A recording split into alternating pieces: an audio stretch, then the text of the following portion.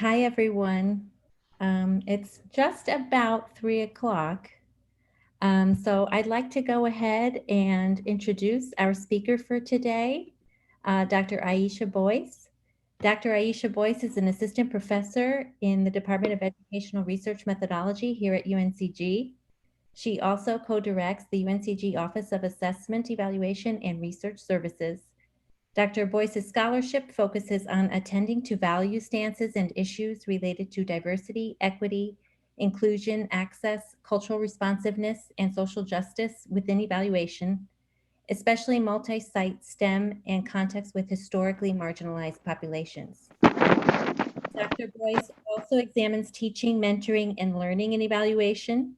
She has evaluated over 40 programs funded by the National Science Foundation, NSF, the U.S. Department of Education, National Institutes of Health, and Spencer and Teagle Foundations.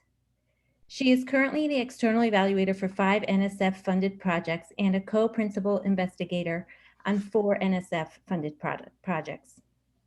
She is a co-principal investigator on the recently funded $1 million NSF grant, Spartans Advance, Adaptations and Practices for Faculty, Equity, Diversity, and Inclusion at UNCG.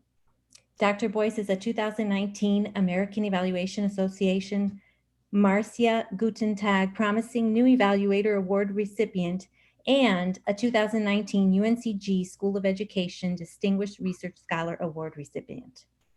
In her teaching and her mentorship, Dr. Boyce encourages students to develop a strong methodological foundation, conduct studies based on democratic principles, and promote equity, fairness, inclusivity, and diversity. Today, we welcome Dr. Boyce, who will be talking to us about mentoring graduate students of color. So thank you, Dr. Boyce, for agreeing to give us this talk today. Thank you so much. So just a bit of Zoom etiquette as we start. If everyone except for our interpreters would please turn off their videos. I love to see your faces, but it will be easier to find our interpreters if everyone turns their video off. So thank you, I appreciate that. I would also like to thank the UNC Greensboro Coalition for Diversity in Language and Culture and the UNCG School of Education Faculty Access and Equity Committee for hosting these important talks.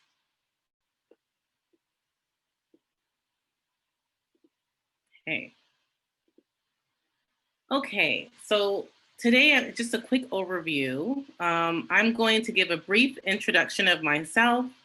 I'm going to talk through a few caveats or disclaimers, if you will, give you a little bit of background, and then I'm going to talk through 5 strategies for mentoring and advising and really supporting graduate students of color.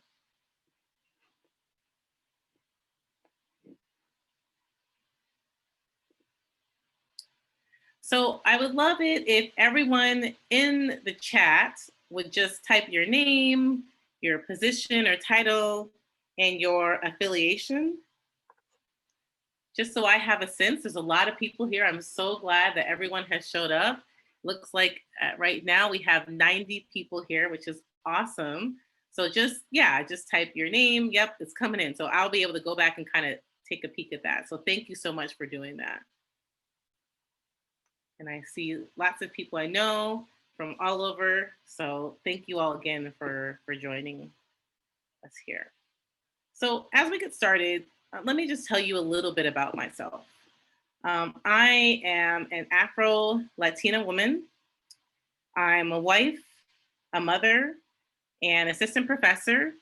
And as Kelly mentioned, I co-direct the Office of Assessment, Evaluation, and Research Services here at UNCG, and I'm a co-principal investigator of the STEM Program Evaluation Lab here at UNCG.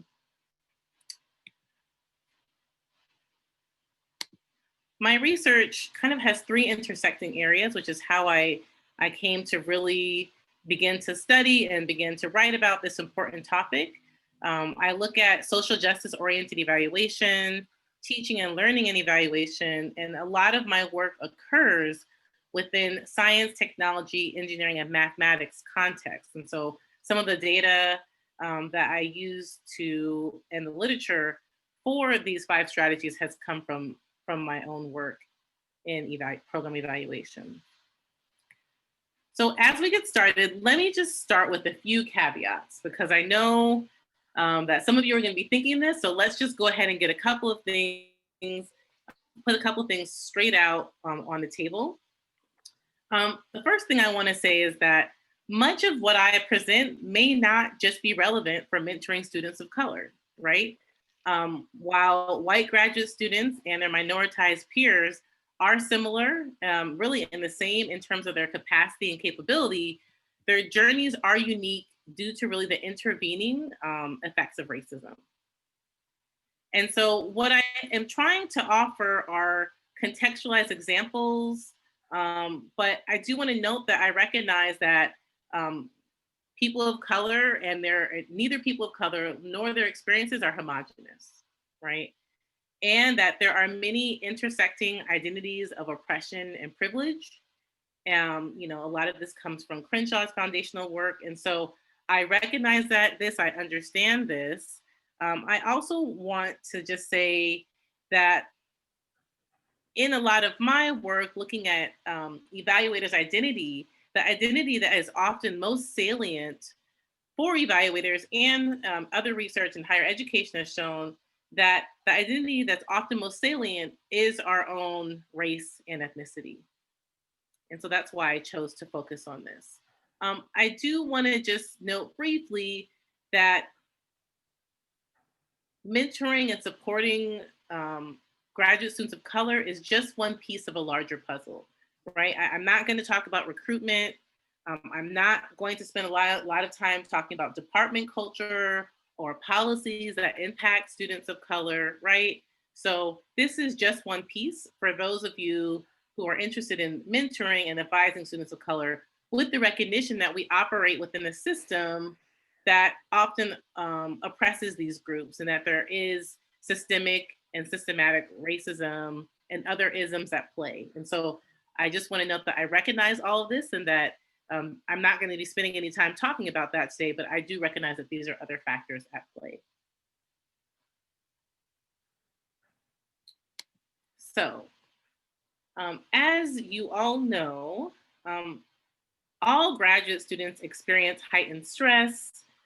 They have their increased demands, and this heightened stress really puts them at an increased risk of developing psychological and physical health problems. This has been well documented, this has been well studied. And so I work with undergraduate students and they participate in my research, but I believe that graduate students are unique.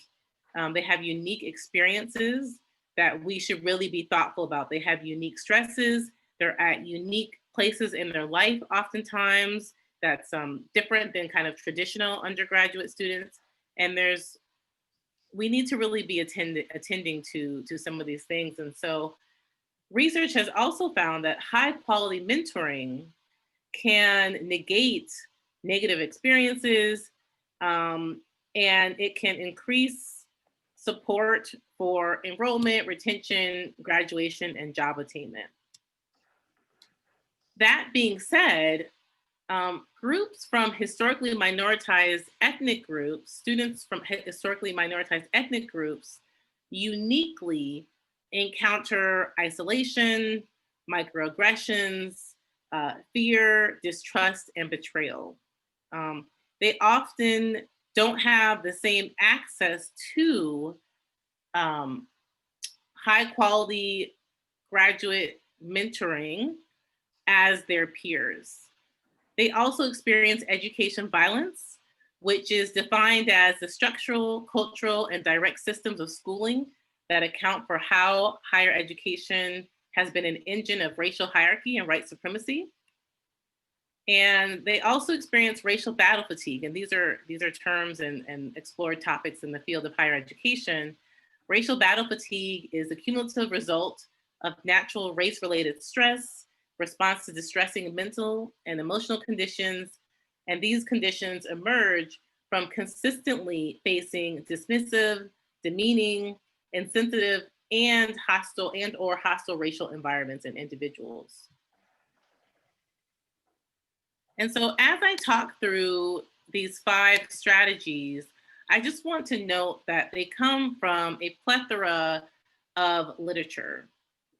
So some of that literature is critical race theory, culturally relevant pedagogy, critical theories, anti-deficit orientation. I also draw on evaluation literature because that's my field, higher education literature, and my own personal reflections as a person of color who has been through graduate school and who has had really excellent and sometimes less than excellent mentoring experiences. So, before I go forward with the strategies, one of the things that I really want to note is that about how I think about what it means to mentor graduate students of color. And I'm really talking about this anti-deficit orientation. And so we know because students of color have unique experiences that we need to be responsive to their culture and to their experiences.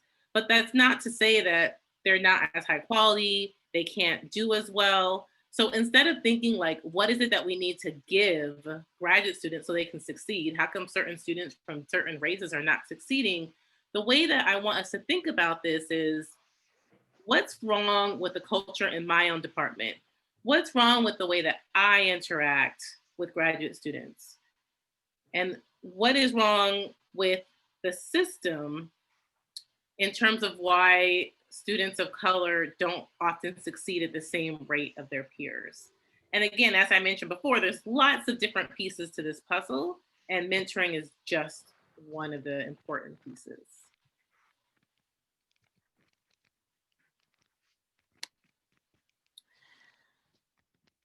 So based on the literature and my experiences, there's kind of 5 key strategies that I argue in actually a paper that's getting ready to come out that we need to be thoughtful about when mentoring and advising graduate students of color. And I'm going to go through each one in turn, but I'll just give a summary of each right now.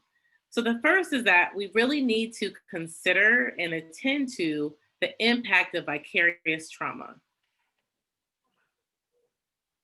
The second is that we need to assist with the facilitation of peer mentors.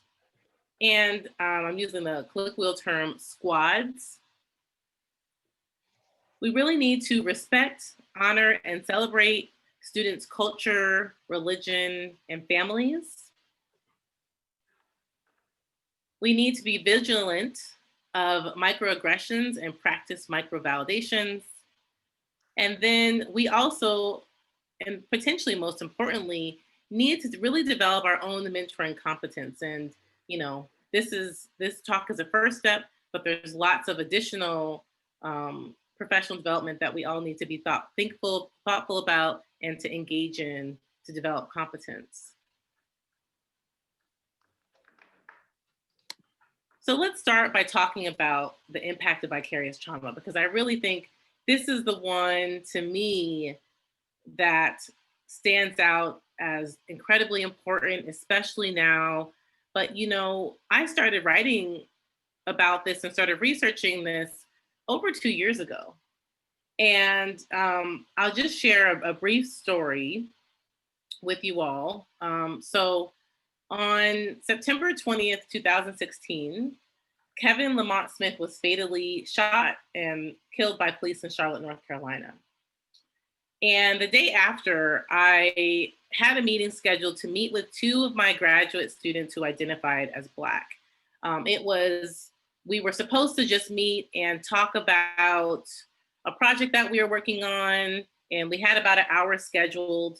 But news of the shooting, especially since it was right down the street from Greensboro down in Charlotte, had erupted everywhere. There were protests that were happening throughout North Carolina, including in Greensboro, including on the UNCG campus. And I vividly remember, when the students walked into my office, it was evident that they were both just incredibly upset. And, they came in, they sat down, they pulled out their laptops, ready to get to the work that we were supposed to do. And at that moment, I realized, I need to see how they're doing because a lot of the feelings that they were having, I was also feeling. And so, kind of after I asked them how I was doing, we had this really brief and uncomfortable pause. And literally, all three of us started crying. It was a very powerful moment that I will never forget. And, we really just spent the hour talking about our fears, our anger, our disgust, our frustration, at the state of the nation. Mind you, this is 4 years ago that this happened. This is before um, the murder of George Floyd. And so, after after about 55 minutes, it was kind of time for us to move on to our next meeting. And we kind of like had like this pregnant pause of reflective silence. And we all kind of wiped our tears and like put the mask of our professional faces back on to go on to our next meeting. And I just thought, they had said that they had been having these feelings and that there was just nowhere else that they could go to talk about how they were feeling and that it was impacting their work, it was impacting their sleep, and so we are in this age of current event updates and ubiquitous updates on everything with Facebook, Snapchat, Twitter, and everyone I of course know and suspect that Black and brown people have been getting killed by police and by others for many, many, many years, right? This is not a new phenomenon, but it is much more in your face. It is much more available. And I also remember, for some of you might remember this, in June of 2019, the pictures of the drowned bodies of the Salvadorian immigrant Oscar Alberto Martinez Ramirez and his daughter Valeria. Oh my gosh, they were circulated so broadly all across social media accounts, all across television. And I just thought, why are people sharing these videos? Also videos of the moments before and the deaths of Eric Garner, Philandro Castro, Ahmaud Arbery, Sandra Bland, and which one that really sticks out, obviously George Floyd, are shared. Like, we're sitting here watching the last moments of these people's lives. And so, while it is necessary and acknowledgement of these events are important in fighting issues of inequity and issues of injustice, research has shown that repeated exposure to racial violence, especially when it's people who look like you, can trigger the same symptoms as post-traumatic stress disorder, right? And this is uniquely so for people of color. So research has shown that professionals who work in high stress environments, but also more recently, those who have the repeated exposure to the kind of the current events, that they experience vicarious traumatization, or what's also called a secondary traumatic stress. And so, one of the things that we really need to be thoughtful about is that we need to work to create spaces for students to be able to express their feelings. We need to have spaces where students can be vulnerable and be open about the stresses of simply just being a person of color in this world. And so I do want to note that when my students came in my office and we were crying and having this conversation, it was a closed door conversation. And I argue that there's a need for closed door conversations, especially with people who have similar identities to you and to your students. And there's also a need for more open door conversations like town halls. I also just want to say that it's important to have kind of like inward facing and outward facing commitments to anti-racism and social justice. I think everyone should have this, but especially people who are mentoring graduate students of color.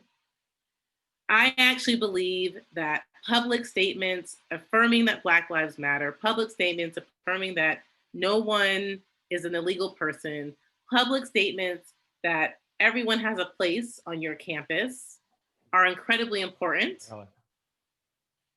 And I also think that private conversations and reaching out to students and letting students know that you support them and that their lives matter in private conversations are Right. also incredibly important.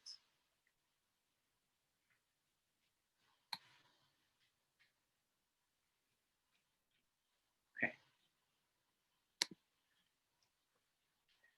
So the next strategy is assisting with the facilitation of peer and mentor squads.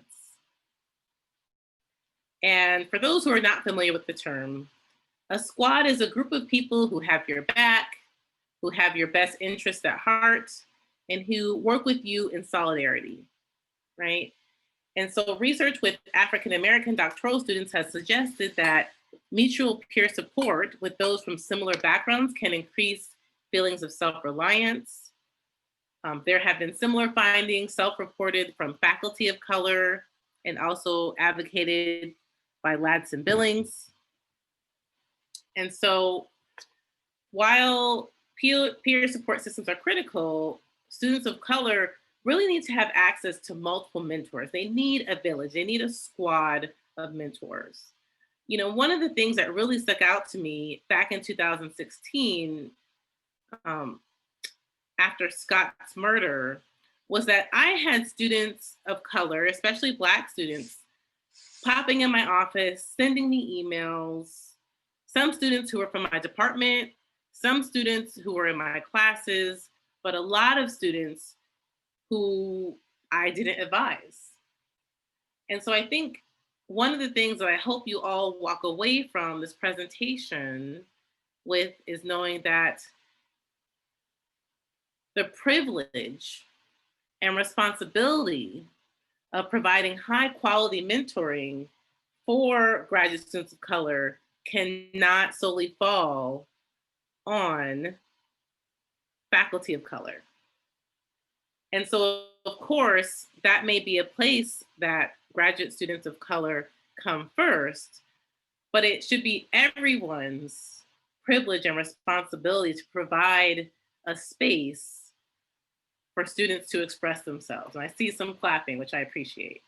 Now, I also recognize that part of this means having uncomfortable conversations. Part of this means educating ourselves, right?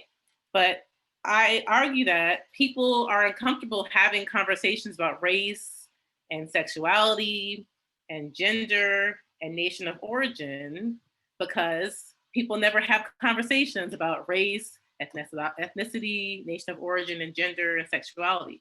And so we have to be willing to have these really important conversations. And so in terms of assisting with the facilitation of peer and mentor squads, it takes a village, right? So the first thing is we need to acknowledge that, especially for students of color, but really for all students, their family plays an important role. One of my closest friends in graduate school, and I went to the University of Illinois at Urbana-Champaign, for their first year, they would drive home to Chicago almost every other week. And we will be like, why are you going home so much? And they're like, this is what my family expects. I need to be home with my family. I need to be home with my mom. I'm 37 years old and I still talk to my mother every single day. And so I think we need to honor that. We need to respect that. We need to encourage that for those students that need that. We also need to connect students with each other. And this can mean placing students, who have similar identities to each other. Of course, just because, two Mexican students are in their program doesn't mean that they're both going to be best friends, but they may have some similar experiences. And it's important to at least introduce them to each other so that they have the opportunity to decide if they want to connect with each other and learn from each other and talk about their differences. Whenever a prospective student emails me, I always put them in touch with other students from my department. And I often try to put them in touch with other students who have identities that are similar to them. So this may be their parents or their students, their international students who are coming from outside the United States. Because, the reality is that my expertise only goes so far. I remember the first day I had an interview to be accepted into the program, the educational psychology program at the University of Illinois at Urbana-Champaign. And I came on campus, I was all dressed up, I was nervous, I was excited. The first person I was supposed to meet with was a person who would later on become my advisor, Jennifer Green.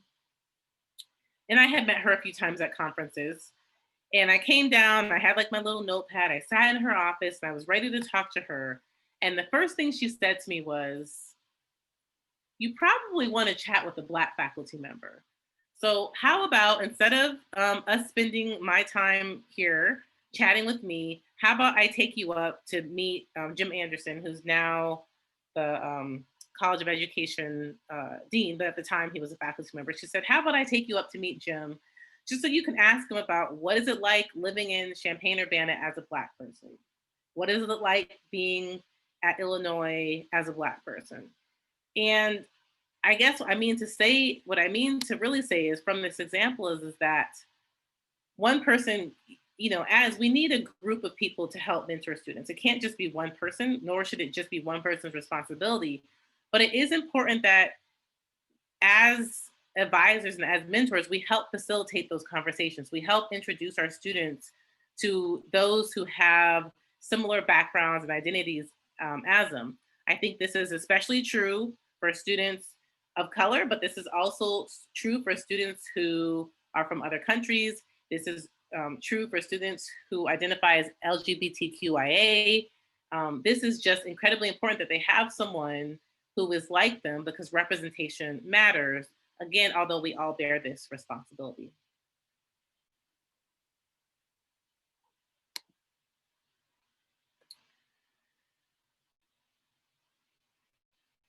So we need to, I also think, respect, honor, and celebrate students' culture, religion, and families. And I recognize that for some, this may be a little bit touchy because I'm not asking you to give up your own culture or your own um, values or your own traditions or the holidays that you celebrate. But I do think it means that we need to have a heightened awareness that not everyone, not all of our students have the same cultural norms nor the same holidays as us. Um, Studies with students who are Latinx, Asian, Indigenous, and Black have really highlighted the vital role that spirituality plays in their lives. Um, and the role that family, as I previously mentioned, plays in their lives, right? So a study with Chicana doctoral students found that active family socialization assisted them when they encountered messages of unworthiness, which I'm going to talk about next. Native American graduate students have described the meaningful role that spirituality has played in their own internal development and their own resilience. And Latinx and Black students have talked about the prominent role that Christianity plays in their life and in their culture.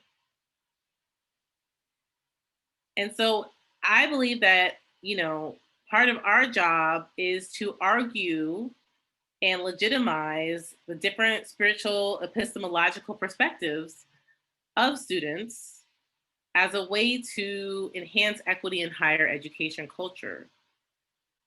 What exactly does that look like? Well, that means that when it comes to Christmas, Easter, Ramadan, Yom Kippur, Kwanzaa, that we are just thoughtful about it. I'm not saying everyone has to run around and wish everybody happy Kwanzaa, but that when it comes to important deadlines, that when it comes to important meetings, that we really try to be thoughtful about this. And of course, as faculty and staff and other positions, there's no way for us to know every single holiday or every single norm, but it is important that we take a moment to allow our students to share that part of their lives with us, to share, that, okay, they are going to be fasting for the next few days. And so they might feel a little bit tired. But if you haven't created a culture to where they can come to you and talk to you about the way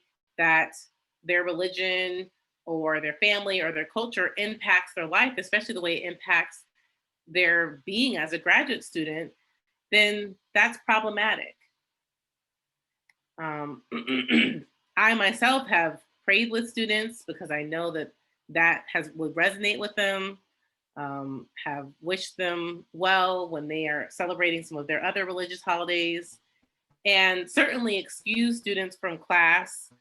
Um, if they have an important holiday that they want to observe, instead of saying, "Oh, well, you have to be here because this is just what class is," or "You have to make this meeting even though I know that you need to pray at this certain time." And of course, there's flexibility with all of these different ideas, but it's something for us to be thoughtful about, and a place for us to begin really thinking about um, the fact that there are some dominant traditions and others don't often get recognized, and the ways in which that can be harmful to our students. Excuse me. This next one is also incredibly important. Just going to take a sip of my bubbly.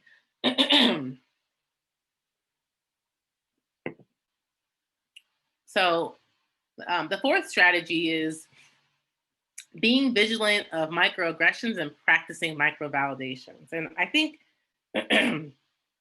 probably everyone knows or has heard of the term microaggressions, but for those who haven't, it was a term first coined by Chester Pierce and colleagues in 1978.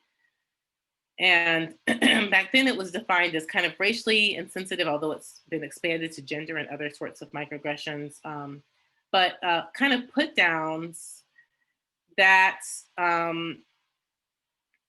directed towards a minoritized group. This can include having their name mocked or mispronounced, or being asked, like, where are you really from, or comments about hair or dress. And so again, as I mentioned before, students of color uniquely experience these subtle forms of racism. And this is directed at them from their peers and from other faculty. And research has shown that as a result of this, they can experience higher levels of discomfort, self-doubt, exhaustion and isolation, and a lowered sense of belonging and academic connectedness, which is, the opposite of what we want for all of our students. As you have seen from my pictures, I've put up lots of pictures of myself as a graduate student, as a faculty member. One of the things that you might notice is that my hair looks different in all the pictures. Today, my hair is twisted. Some days it's very curly, other days it's straight. And I think one of the things that faculty from different ethnicities may not have thought a lot about is the extent to which, especially Black women, the role that hair plays in our lives. I can remember being on the job market and agonizing about, should I straighten my hair? Should I wear my hair curly? Should I wear my hair in braids? And I recognize that to some, this seems like a trivial sort of thing, like it's just hair, but the importance of hair for African Americans dates back all the way to our ancestors in West Africa. And I personally have been told that when my hair is, natural, that, oh my gosh, you look so crazy. It's like crazy today. I've had people say to me when my hair is straight, wow, you look so professional today. And the reality is that I don't necessarily see my hair, or my hair shouldn't be seen as a political statement. Like, my hair comes out of my head in a certain way, and I choose to do lots of different things with it. And some days I want to wash and go, and other days I might want to straighten it. Another day I might want to wear protective styles. But the fact that my intelligence or my level of professionalism can be attributed to my hair is incredibly problematic. When I was a graduate student, when I was a postdoctoral researcher at University of Illinois, I supervised a young man, and I remember and he had long, beautiful dreadlocks. I remember him asking me as he started his position, did I think he needed to cut off his hair? Um, and I said, well, why would you cut your hair? And he said, well, I don't know if certain people, especially like in STEM, like if they're going to feel okay with my hair looking like this. And I told him, well, if that's the way they feel, we probably don't want to be working with them. But this is not a unique thing. This is not one individual experience. There's lots of research, lots of news articles that, that natural African American hairstyles are banned in certain schools, right? Or are not seen as professional. And, you know, that's not right. And so that's one form of microaggression, right? We know that there are lots of other forms. And so there's been an emerging literature around microvalidations, and which I've recently just heard about microaffirmations. And I think these are incredibly important for students of color. And so if a microaggression is like death by 1,000 little cuts, cutting you down, students down, telling them that they don't belong, or they're not smart enough, or they don't look like they belong here, they shouldn't be here, then microvalidations are these small acts and words that validate who graduate students believe that they can be.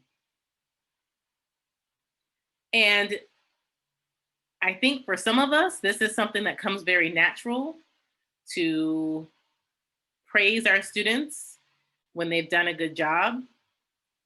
But as someone who has evaluated over 50 National Science Foundation funded projects, many of them that are aimed at training graduate students, this is not the norm. It's not the norm to always uplift students. I have colleagues and friends and husbands of friends whose PIs in their lab have not once told them, wow, like good job, or I appreciate you, these sacrifices you're making, right? And, obviously these affirmations and validations need to be rooted in truth. Saying things like, you're the best student I've ever had isn't necessarily the most useful way to go. But little affirmations and small acts or words can be the difference between someone feeling like they belong, feeling like they can do it, working them to help combat imposter syndrome, which many students, not just students of color, but many students struggle with. Someone who I think does this incredibly well is, at least in my experience, in terms of my mentor, a mentor of mine is my department chair. So since I've been here, he will always say things to me like, not in front of everybody as we're talking, wow, you really did well in that meeting, or wow, that was great that you did this other thing. And it was, as someone myself, even as an assistant professor who struggled with, do I belong here? Can I do this? Especially my first 3 years, I look back and I remember it was often those little comments from him, not these, huge displays of everyone's department, look at how good job, look at how good of a job Ayesha's doing. But these small little comments in our meetings that help me say, oh my gosh, I do belong here. I can do this. And so I think it's, again, this seems like, oh yeah, of course we do this. But I can tell you that this is not being done enough. I also just want to take a second to talk about the pronunciation of people's names, and the spelling of people's names. This is something that, especially students of color, and especially like students, international students, it's so important that we take the time to learn everyone's name and pronounce their names correctly. I recognize that this is not always the easiest thing to do. I recognize that even for myself, especially names that I'm not familiar with, I forget more often. Pre-COVID, one of the things that I used to do was have my students in class write their names down and the pronunciation of their names on a little table tent so that I could see it every class. It's a little bit easier now to do this in the Zoom land, right? But in so many cultures, names carry weight and carry meaning. And in my husband's culture, he's from the Yoruba tribe from Nigeria. Most children are not even named until they arrive because they're named after the circumstance of their birth. And the naming of a child is a sacred event. And, my son's name is Ayesha. I recognize that that is not super easy to pronounce or super easy to remember. My husband's name is Ayobamidele. Again, I recognize that that's not super easy to remember, but I mean, I think that we owe it to our students. We owe it to their parents. We owe it to the culture that we want to build to learn how to pronounce people's names correctly and spell them correctly. Also, not just spelling correctly, but making sure that if there's a tilde or other enunciation, that we make sure that we put that in the spelling. It's not that hard to do. And again, it's funny because, when I've talked to some of my colleagues about these strategies, a lot of them are like, oh, well, yeah, of course. But I also have had other people tell me, like, oh, this blew my mind. I didn't think about this. And I can't tell you, I've done tons and tons of observations of programs where I've watched faculty mispronounce students' names, students correct them, and faculty just be like, oh, I'll get it, maybe. And that's, again, the thought and care that goes into the naming of someone's child, I just think cannot be emphasized enough. And so it's really important to me that we take the time to learn names, how to pronounce them, how to spell them. Okay. So the final strategy is around developing our own competence, right? And here's the deal: faculty are not usually trained to be advisors. We're not evaluated, and there's not a ton of incentive to be a really good mentor. That's unfortunately the way that academia is currently set up. I'm not saying that we should be bad mentors. I'm just saying there's not a lot of reward for taking that extra time, for going that extra mile. And in some departments, that there's just not this culture of doing that. And so, that being said, we need to seek out professional development around this topic. I remember when I first started my research lab that I now co-run with Dr. Aileen Reed, I remember emailing a whole bunch of people across campus saying, man, I could really use some training in how to run a lab. I don't really know how to do this. And I remember, getting emails back like, wow, psychology and biology and other departments saying, yeah, I just kind of learned by doing. I don't know. No one taught me. I just kind of figured it out, which, okay, that's certainly one way to go about it. Although I would not say that's the best way to go about it. Right. And so, I sought out training. The NIH has really great training modules. Lots of other kind of organizations do, but it's something that graduate students are not the only community that needs mentoring and that needs development. We all need mentoring. We all need development. It's a journey, not a destination, to be an excellent mentor, to be an excellent advisor. And so, again, especially during the times that we're in now, students are uniquely, especially students of color, are uniquely experiencing stress. We know that COVID-19 is disproportionately impacting communities of color. And we know that graduate students of color uniquely have experiences different than their peers. And so, knowing all this, it behooves us to train ourselves in, anti-racism training, in bias training. It's not enough to get students here and have a diverse student population. That is laudable and that is a place to start, but it's not enough. In many ways, it's problematic to have students come in to toxic environments, come into cultures that don't support them in everything that they're trying to accomplish. And so it's really important that we seek out training. Some training that I've also sought out has been related to how I give feedback, with the recognition that all students can't receive feedback in the same way, and so I try to kind of differentiate my mentoring according to students, with the recognition that also everyone has different communication styles, and different people styles, and so it's important that we kind of learn and be thoughtful about that as well.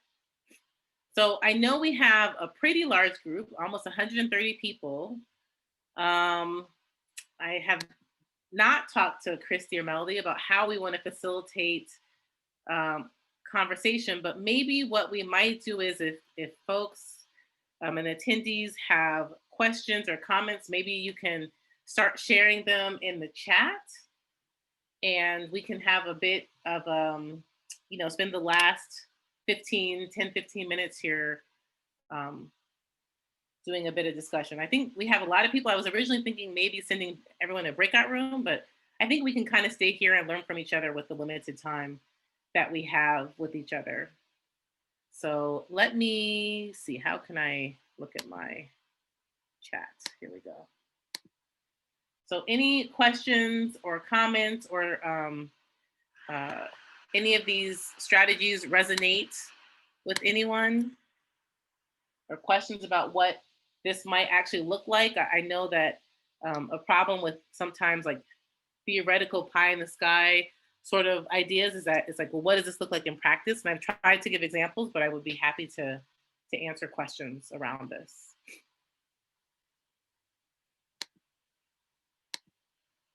Where's my chat?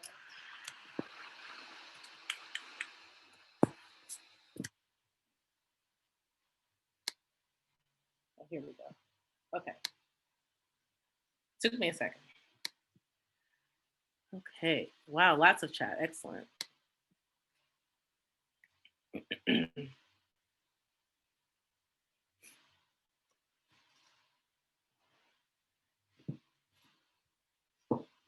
Yeah, so any additional suggestions for mentoring undergraduate research assistants? Well, let me just say this. I have only been working with undergraduate students. My program is a graduate only program, and I've only been working with undergraduate students for just under 2 years. And it is mentoring them, and the supports that they need are completely different than graduate students. Some graduate students are similar, but I find that with my undergraduate students, there is a need to take a step back and even have conversations about email etiquette, which was, I just think that's something you have to do. I remember evaluating a program for undergraduate and high school students, and some of the things that came out. That was like, learning about, different etiquette related to email, related to presentations, related to interactions with professors and graduate students. So I definitely think that there's I think everyone needs to learn better time management and how to organize our time.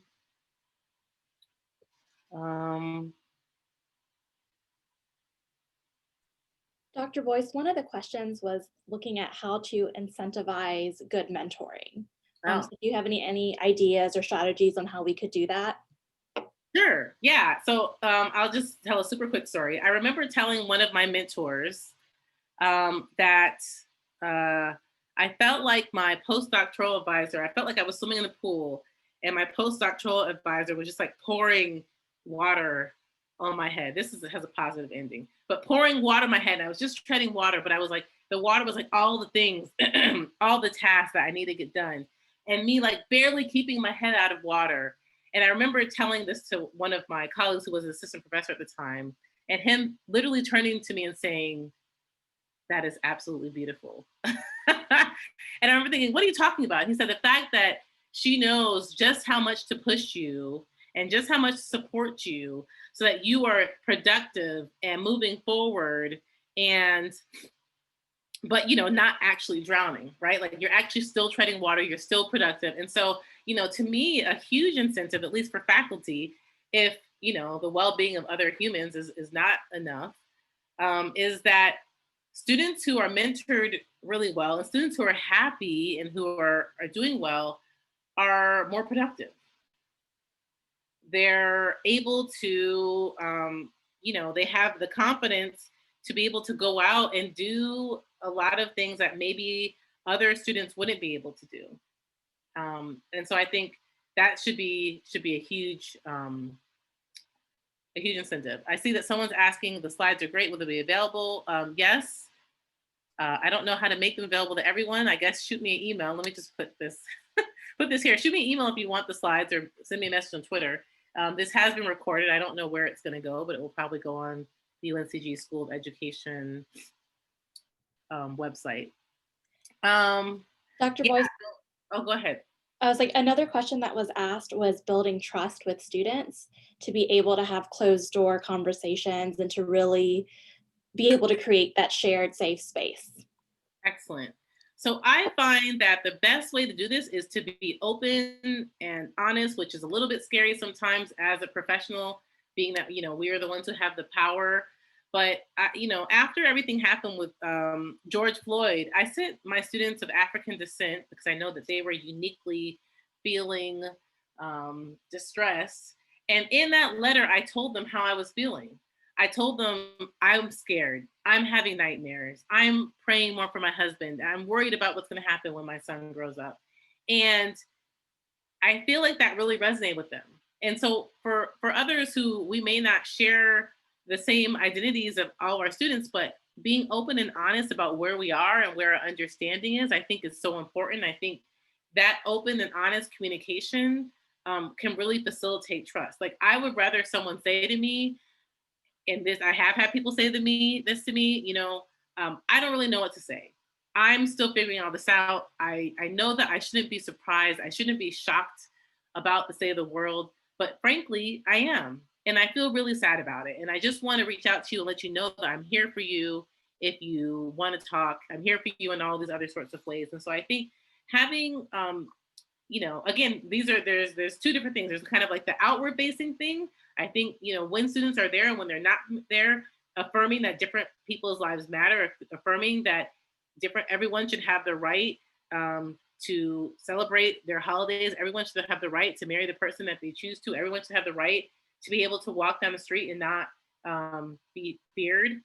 I've had students who've had the police called on them, probably because the color of their skin, right? Like, everyone has a right to not experience those things. And so coming out and saying that publicly, I think, is really important, but then also having those personal conversations is incredibly important as well.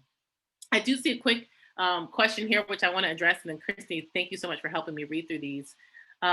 Someone says, when a microaggression does occur, my judgment tells me that it's best to deal with the issue privately, one-on-one with the victim, to offer to speak with the other aggressor rather than make it a teaching moment. Yeah, I agree. I am not really a big fan of like blowing up someone and being like, you're a racist, which Ibram Kendi tells us is a dynamic term, not a static term. I want to just say that about being racist. We all have racist thoughts and racist moments. And so instead of like calling someone out in front of everyone at that moment, if you tell people things, this is my opinion, but if you give people feedback in a way that is going to be difficult for them to receive it, then they're probably not going to receive it, and their behavior is probably not going to change. They're just probably going to say, well, I shouldn't just say certain things around this particular person, which, yeah, I would prefer people don't tell racist jokes around me, but I would also just prefer people don't tell racist jokes in general. So I think you're right. Having these side conversations with those who have experienced the microaggression as I see it, and with those who are the aggressors, I think is incredibly important.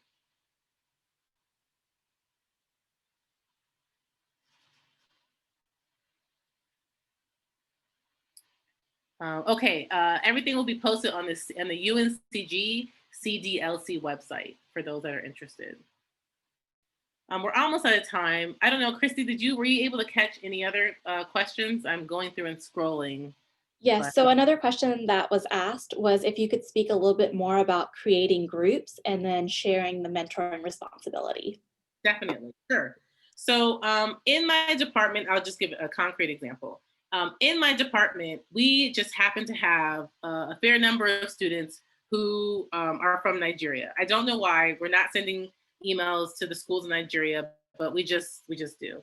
And so when we started having more students from this country in particular, and from other African countries, whenever we have someone who emails and says, "Hey, I'm interested in the program," the first thing I do is say, "Hey, you know who you should talk to? This other person," with the complete recognition. And I can say this because my husband's Nigerian, that all Nigerians are not the same. There's over 200 different languages spoken in Nigeria. There's lots of different tribes. I totally recognize that. But there is something unique about, growing up in Nigeria and then coming here to North Carolina and that experience. And so I think what that looks like is send an email saying, "Hey, you two are, or three or five are similar in some ways. You don't have to meet, but I just thought you should know each other. I've done this for two Latina students in my lab, just letting you know that you're both here and that you may have some things that you want to talk about because you have similar identities." And so just making it available, not saying, "Here's a meeting time, everyone come here and be at this time." I have done that, if there's something that I want to talk to students from a similar background about, but more just introducing to each other and letting them know that they should be supports for each other. In terms of the shared responsibility, in terms of advising, I mean, I think it's like, I don't know everything about all different cultures or just about my field. And so I often refer students I say, "Hey, go talk to this person and come back to me." And this person may be someone who has a similar research interest.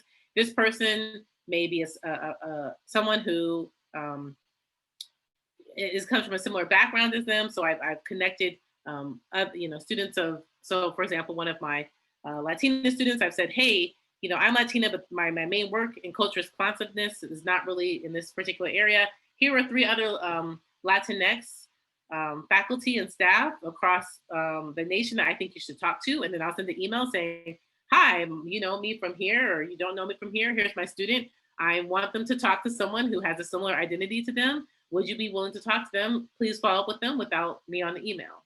I've done that for Black students, for Latinx students. And so I think it's just incredibly important to feel like you have a village and people who support you, not just from your ethnic background, but from all different identities.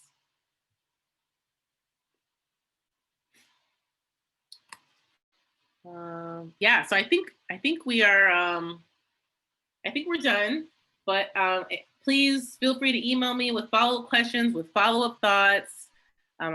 This is, in many ways, like this presentation, the paper that I've written around this topic is cathartic for me because it allows me to, express my own experiences as a mentor, and as a mentee. And so I just hope that you all kind of were able to find something useful and something that was brand new and interesting to you, or in a new perspective. So thank you all, and shout out to all my University of Illinois folks. Thanks so much I heard the word got around, so I appreciate you all coming. And I just want to say, Dr. Boyce, on behalf of the CDLC, we would like to give our sincere thanks to you for your engaging and critically important talk. And I'd also like to take this opportunity just to mention a couple of upcoming events. We will be holding our next workshop in the CDLC workshop series, Mentoring and Supporting Latino and Spanish Heritage Learners, on November 9th at 3 o'clock. And also, please mark your calendars for February 20th. This will be our annual Diversity in Language and Culture Conference, and it will be focused on the theme Mentorship Matters in Education. And this time around, due to the pandemic, the conference will be held virtually, and we will be featuring keynote speaker Dr. Goldie Muhammad, author of Cultivating Genius, an Equity Framework for Culturally and Historically Responsive Literacy. So please just keep your eyes open for an announcement with more details. That'll be coming soon. And thank you so much, Dr. Boyce.